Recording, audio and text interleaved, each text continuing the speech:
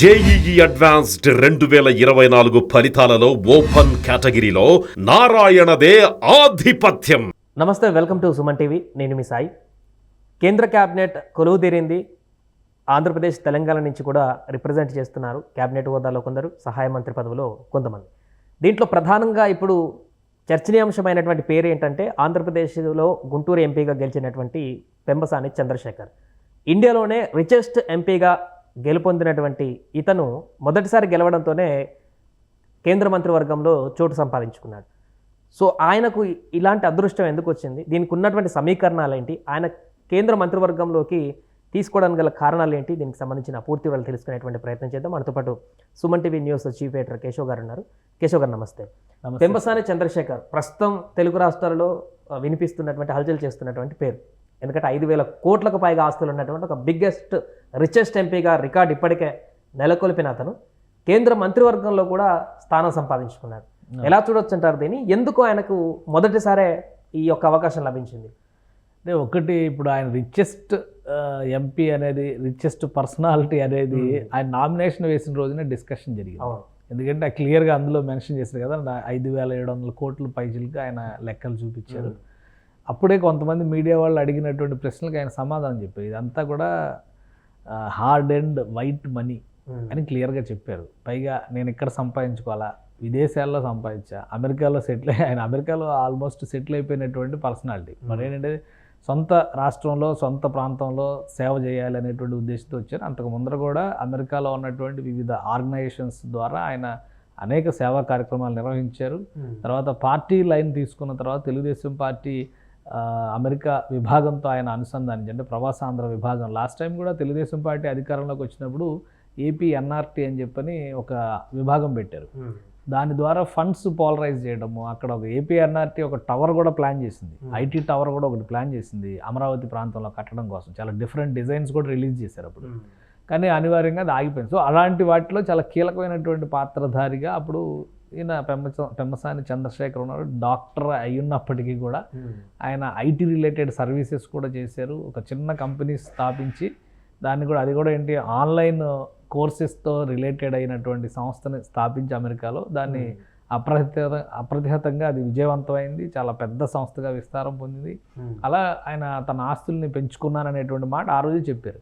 ఇప్పుడు ఆయన talk of the cabinet ఎందుకు అయ్యారంటే, ఫస్ట్ టైం గెలిచినప్పటికీ కూడా ఎందుకు ఈయనకి ఇచ్చారు, యాక్చువల్గా 2019 ఎలక్షన్స్లోనే ఆయన పోటీ చేయాల్సింది. తెలుగుదేశం పార్టీ నుంచి ప్రయత్నించారు. అయితే నరసరావుపేట ఎంపీ స్థానం ఇవ్వడానికి ఆల్మోస్ట్ చంద్రబాబు నాయుడు గారు కూడా లైన్ క్లియర్ చేసి, చివరి నిమిషంలో మళ్ళీ రాయపాటి సాంబశివరావు గారు పార్టీని నమ్ముకున్నటువంటి వ్యక్తి, చాలా సీనియరు, చివరి అవకాశం నాకు ఇది అనేటువంటి మాట ఆయన రిక్వెస్ట్ చేసుకున్న తర్వాత చంద్రబాబు నాయుడు గారు ఈయనను పక్కకు తప్పించి ఆయనకి ఇవ్వడం, ఈయన మళ్ళీ తన పనిలో తను బిజీ అవ్వడం. ఇప్పుడు ఈ ఎలక్షన్స్కి ఓ రకంగా చెప్పాలంటే అత్యంత దురదృష్టవంతుడిగా గల్లా జయదేవ్ మిగిలిపోతారు. ఎందుకంటే 2 టర్ములు ఆయన ఎంపీగా చేసి, ఈసారి అప్పుడు ఈ ప్రభుత్వం వైఎస్ జగన్మోహన్ రెడ్డి ప్రభుత్వం నుంచి ఎదుర్కొన్నటువంటి ఒత్తిడి ఫలితంగా ఆయన కంపెనీని ఆంధ్రప్రదేశ్ నుంచి మూవ్ చేశారు తెలంగాణ ప్రాంతానికి. కొత్తగా ఎక్స్పాన్షన్ వర్క్స్ అన్నీ కూడా తెలంగాణ ప్రాంతంలో చేశారు. రాజకీయాలు కూడా విరామం ఇవ్వాలనేటువంటి ఒక డెసిషన్ తీసుకున్నప్పటికీ చంద్రబాబు నాయుడు గారు చెప్పారు, ఆయన మాట్లాడారు, ఓపిక పట్టాలి, తట్టుకోవాలి, ఏం కాదని చెప్పని అన్నా కానీ ఆయన ప్రస్తుతానికి విరామం అన్న ఉద్దేశంతో ఆయన మొన్న కూడా చంద్రబాబు నాయుడు గారు ఢిల్లీ వెళ్ళినప్పుడు గల్లా జయదేవ్ బంగాళాలన్నీ దిగారు. కాబట్టి వాళ్ళకు ఉన్నటువంటి రిలేషన్స్ అలా యథాతథంగా కొనసాగుతున్నాయి. కాకపోతే ఏంటంటే ఆయన పోటీ చేయడానికి నిరాసక్తత వ్యక్తం చేయడం అనేది పెంబసాని చంద్రశేఖర్ కలిసి వచ్చినటువంటి అంశం.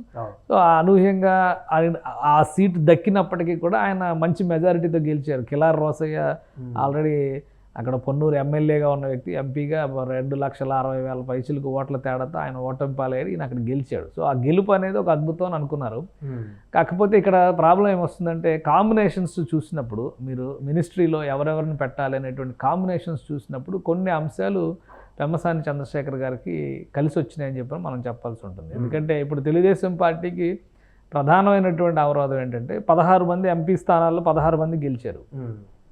16 మందిలో గెలిచిన వాళ్ళు కూడా 3-4 కొత్త వాళ్ళే ఉన్నారు. అలానే సీనియారిటీ వైజ్గా చూస్తే 1 టర్మ్ 2 టర్ములు రిప్రజెంట్ చేసిన వాళ్ళు ఉన్నారు. కానీ వాళ్ళు టీడీపీ నుంచి రిప్రజెంట్ చేసింది తక్కువ. ఇప్పుడు ఉదాహరణకి ఒంగోలు ఎంపీ ఉన్నారు. ఒంగోలు ఎంపీ శ్రీనివాసులు రెడ్డి గారు, మాగొండ శ్రీనివాసులు రెడ్డి గారు 2014లోనేమో టీడీపీ నుంచి ట్రై చేశారు, 2019లోనేమో వైసీపీ నుంచి గెలిచి ఆయన ఎంపీ అయ్యారు. ఇంకొక ప్రచారం ఏం జరుగుతుందంటే కేంద్ర మంత్రి వర్గంలోకి ఈయనకు చోటు కల్పించడంలో చంద్రబాబు వ్యూహం ఏంటంటే ఆయనకు ఇతర దేశాల్లో ఐటీ పరిచయాలు కూడా ఉన్నాయి, చాలా కంపెనీస్ కూడా ఉన్నాయి, కేంద్ర మంత్రి వర్గంలో కూరుకుంటే ఆంధ్రప్రదేశ్కి కొన్ని కంపెనీలు కూడా తేయడానికి అవకాశం ఉంటుందనేటువంటి ఒక ఆలోచన చేసినట్టుగా కూడా చర్చ అంటే కేంద్ర మంత్రివర్గంలో కీలక శాఖలు రాకపోయినా కానీ మనం గతంలో చూసాము, ఇక్కడ ఒక మేజర్ డిఫికల్టీ అనుభవజ్ఞులైనటువంటి ఎంపీలు తక్కువ సంఖ్యలో ఉన్నారు.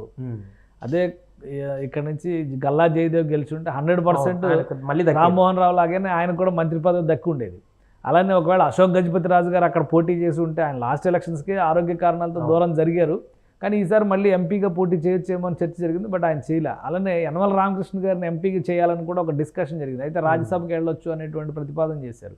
సో అలా సీనియారిటీ ఉన్నవాళ్ళు లేరు. మాగొండ శ్రీనివాసులు రెడ్డి గారు గెలిచినా కానీ ఇటు నుంచి అటు నుంచి ఇటు మారింది. తర్వాత ఢిల్లీ లిక్కర్ స్కామ్కి సంబంధించినటువంటి ఆరోపణలు వాళ్ళ ఫ్యామిలీకి ఇబ్బందికరమే. అలానే వేమిరెడ్డి ప్రభాకర్ రెడ్డి ఫస్ట్ టైం గెలిచారు, ఒకసారి రాజ్యసభకి రిప్రజెంట్ చేస్తున్నారు, కానీ మొన్ననే ఆయన తెలుగుదేశం పార్టీలోకి వచ్చారు. వెంటనే మంత్రి పదవి అంటే పార్టీలో ఉన్నటువంటి లాయలిస్టుల పరిస్థితి ఏంటి అనేటువంటి చర్చలు వేసేటువంటి అవకాశం ఉంటుంది. సో కోట్ల విజయభాస్కర్ రెడ్డి కుమారుడు సూర్యప్రకాష్ రెడ్డి లాంటి వాళ్ళు కూడా ఎంపీగా వెళ్ళాయిస్తారు, అసెంబ్లీకి వచ్చారు. ఇవన్నీ కూడా పెమ్మసాని చంద్రశేఖర్ కలిసి వచ్చినాయి. అన్నిటికీ మించి సామాజిక వర్గ పరంగా చూస్తే కూడా లావు శ్రీకృష్ణదేవరాయలు వర్సెస్ పెమ్మసాని చంద్రశేఖర్ అంటే, ఆయన మొన్నే వైసీపీ నుంచి వచ్చారు, ఈయన మాత్రం లాస్ట్ టైం టికెట్ ఇవ్వకపోయినా పార్టీతోనే ఉన్నారు అనేటువంటి గుడ్ విల్ ఒకటి నడుస్తూ ఉంది. సో ఈ కాంబినేషన్స్ వీటన్నిటికీ తోడు రాజ్యసభలో తెలుగుదేశం పార్టీ కాంబినేషన్ 0, రిప్రజెంటేషన్ లేదు అక్కడ. మామూలుగా అయితే రాష్ట్రం ఏమైంది, 2 మంత్రి పదవులు ఇస్తే, ఒకటి లోక్సభ నుంచి రిప్రజెంట్ చేస్తున్న అశోక్ గజపతి రాజుకి వచ్చింది, రెండోది సుజనా చౌదరి రాజ్యసభ నుంచి వచ్చింది. సో ఇప్పుడు తెలుగుదేశం పార్టీకి అక్కడ కూడా వేకెంట్ ఉంది. సో ఇవన్నీ కూడా ఆయన కలిసి వచ్చినాయి. ఆల్రెడీ ఆయన సామర్థ్యం ఏంటో ప్రపంచం మొత్తం చూసింది. అలానే డబ్బు అనేది ఒకటే క్రైటీరియా కాకపోయినా కానీ ఆయన సామర్థ్యం విషయంలో కంపెనీ, ఆయన ఒక డాక్టర్ అయ్యి ఉండి కూడా ఒక సాఫ్ట్వేర్ కంపెనీని ఎస్టాబ్లిష్ చేసి దాని రిలేటెడ్గా డెవలప్మెంట్స్ చేసి ఆయన వర్స్టైల్ పర్సనాలిటీ నిరూపించడానికి అదొక ఎగ్జాంపుల్. అంటే సక్సెస్ఫుల్ బిజినెస్ ఎంటర్ప్రెన్యూర్ అనేది చెప్పడానికి కూడా అదొక ఎగ్జాంపుల్. సో ఈ విషయాలన్నింటినీ దృష్టిలో పెట్టుకుని పెమ్మసాని చంద్రశేఖర్కి ఇచ్చారు. కానీ పెమ్మసాని చంద్రశేఖర్ని క్యాబినెట్లోకి తీసుకున్న తర్వాత ఇప్పుడు జరుగుతున్న చర్చ ఏంటంటే రిచెస్ట్ ఎంపీ ఆయనకి మంత్రి పదవి వచ్చింది అనేటువంటి దాని మీద ఎక్కువ చర్చ నడుస్తుంది. బట్ ఆయనకు ఉన్నటువంటి సామర్థ్యం, ఆయనకు ఉన్నటువంటి అవకాశాలు ఖచ్చితంగా రేపు ఆంధ్రప్రదేశ్, ముఖ్యంగా అమరావతి ప్రాంతానికి, ఎందుకంటే ఆయన రిప్రజెంట్ చేస్తున్నటువంటి లోక్సభ స్థానమే అమరావతి ప్రాంతానికి సంబంధించినటువంటి లోక్సభ స్థానం.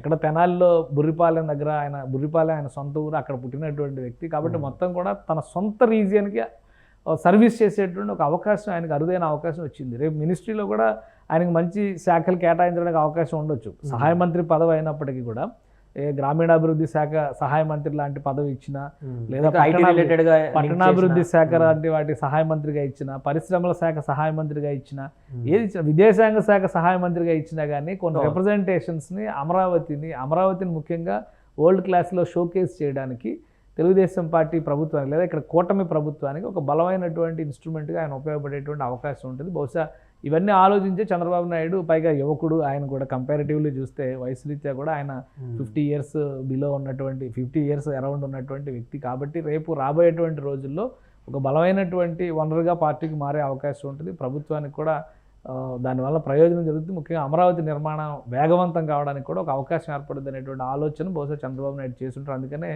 ఈ ఫస్ట్లోనే ఈ 2 బెర్తుల్లో ఒక అవకాశం. రామ్మోహన్ నాయుడు ఏంటంటే ఆయన 15 ఏళ్ళు గెలిచారు, ఇది 3వసారి.